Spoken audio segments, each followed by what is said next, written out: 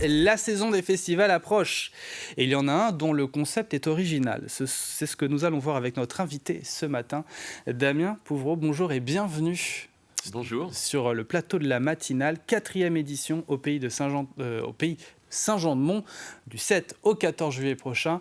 Le festival, donc, Réveillons-nous, c'est en plein été et vous êtes donc le directeur artistique de ce festival. Festival donc, qui a lieu à l'Aube. C'est un concept assez original dans des lieux ruraux et patrimoniaux. Pourquoi ce choix? Comment est venue l'idée de départ? Alors, l'idée de départ, en fait, elle vient du confinement, parce que moi, je suis musicien, et puis pendant le confinement, on était tous un peu à l'arrêt, donc voilà, c'était un moment pour penser à d'autres projets, d'autres idées. Voilà, j'ai pensé, je me suis dit, tiens, à l'Aube, c'est un moment intéressant qu'on connaît peu, en fait. Je veux dire, bon, personne ne se lève vraiment à l'aube, à part, voilà, pour certaines contraintes. Mais en tout cas, je me suis dit, voilà, des concerts. Alors, il en existe, hein, des concerts à l'aube dans certains festivals, mais voilà, c'est un ou deux.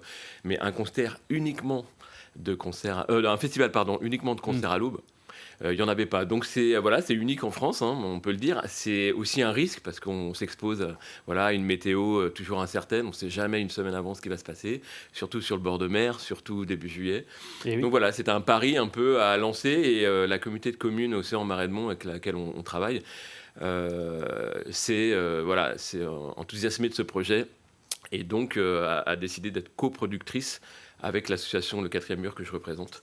Donc voilà comment est née l'idée. Alors, qu'est-ce qui motive le public, là, en plein été, à se lever tôt, très tôt, même pour assister à ces concerts? Qu'est-ce que vous avez pu constater en 3 éditions? Oh bah c'est un envie de changement, de vivre une expérience totalement inédite pour la plupart. Et puis voilà, la découverte, en fait, de se réveiller pour prendre un avion ou d'aller faire une randonnée, je sais pas, vers le Kilimandjaro, c'est la même chose. C'est-à-dire que là, c'est l'aventure, en fait. Je pense qu'en un mot, c'est l'aventure. Donc du coup, le public, voilà, se dit, bah, j'ai jamais fait ça. Donc, et là, on a quand même une richesse de sites, à la fois naturels et patrimoniaux, comme vous l'avez dit, qui est assez folle. Donc, du coup, voilà, de se retrouver sur la plage au lever du soleil, dans la forêt, bah, je pense que voilà, ça peut exciter les gens, en tout cas. Et c'est aussi une production scénique différente pour les artistes qui n'ont peut-être pas l'habitude d'œuvrer dès l'aube comme ça. Ouais, tout à fait. Il y a un double effet, effectivement. Bah, la plupart des artistes qui sont venus n'avaient jamais chanté ou joué à l'aube. C'est particulier, hein. Je le sens chez les artistes. Ils savent pas trop ce qui va se passer, comment la voix va réagir, s'ils vont se sentir bien physiquement. Donc voilà, il y a une petite appréhension, mais qui en fait est vite passée parce que vraiment le public est très bienveillant, le public est très proche aussi, donc ça rassure aussi au niveau chaleur humaine. Et du coup, tout se passe bien en fait. Voilà, c'est le début de la journée, donc du coup, tout le monde se réveille en même temps en fait. Donc, Et de quoi bien commencer la journée. Donc ça se passe dans les Pays de Mont. Des rendez-vous sont donnés à Soulan, le Perrier, la Barre-de-Mont, Saint-Jean-de-Mont, Notre-Dame-de-Mont. Comment sont choisis ces lieux? Qu'est-ce que vous prenez en compte? Alors, déjà, le fait de travailler avec une communauté de communes, donc il y a 5 communes, et dans ces 5 communes, il a fallu trouver des lieux où on peut accueillir des concerts à l'aube. Et on voit la carte Voilà, justement on voit la qui carte, s'affiche exactement. avec les différents lieux. Et puis bah, après, on a choisi des lieux aussi patrimoniaux parce que aussi le festival défend le territoire, les producteurs locaux, les sites naturels. Encore une fois, donc on a essayé de choisir les lieux les plus inspirants en fait.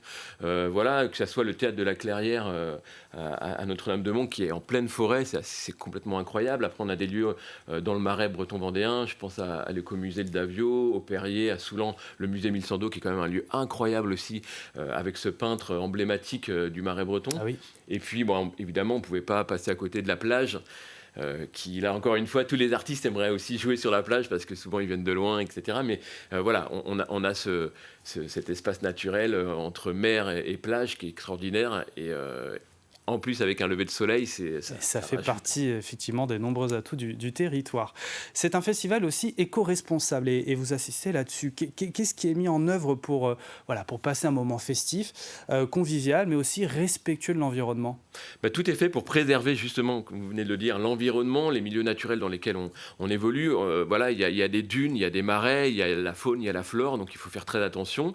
Et puis, on a une charte. Y compris pour les festivaliers qui se doivent de respecter certaines règles. Et par exemple, on n'a pas le droit de fumer le matin sur ces sites-là. Il faut faire attention où on marche parce que ça peut aller très vite, les débordements. Donc on fait attention à tout. Les petits déjeuners sont aussi... sont vraiment, il y a une attention particulière sur ce que va être proposé au public, dans le choix des aliments, dans le choix des producteurs locaux, parce qu'on travaille vraiment en circuit court.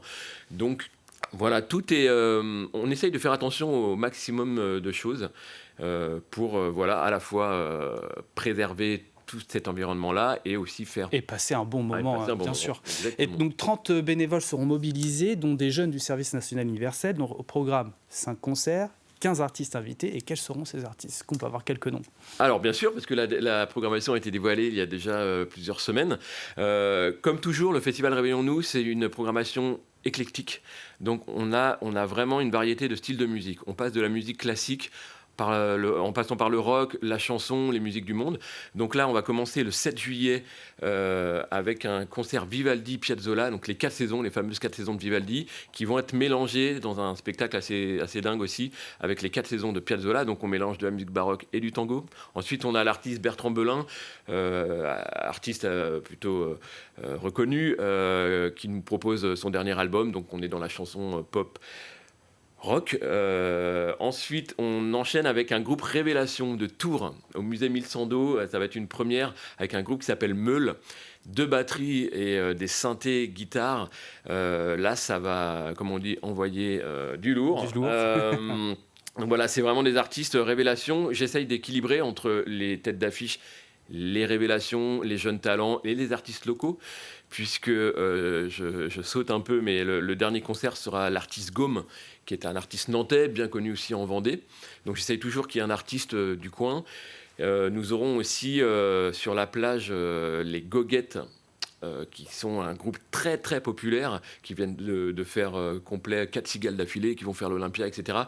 Donc voilà, un moment à la fois festif sur la plage de Saint-Jean-de-Mont, mais surtout très drôle. Donc j'incite le public à venir parce qu'on passe vraiment un très très bon moment. J'ai fait le tour. Oui, c'est plutôt complet. On fait comment pour avoir plus d'informations sur le festival ? Alors, la programmation donc est dévoilée. La billetterie va être ouverte le 23 mai. Après la conférence de presse du festival, et c'est sur le site internet. Tout se fait sur le site internet du festival, à la fois toutes les informations et surtout la prise des billets. Donc tout se fait en ligne. Il n'y a pas de vente sur place le matin parce que le temps passe très vite. Le temps que le public arrive, qu'on commence le concert pile à l'heure, c'est très important de commencer à l'heure parce que l'aube n'attend pas, malheureusement. Donc voilà, tout se fait sur le site internet du festival. Et je rappelle donc les dates, c'est du 7 au 14 juillet prochain. Merci beaucoup Damien Pouvreau. Avec plaisir, merci à vous.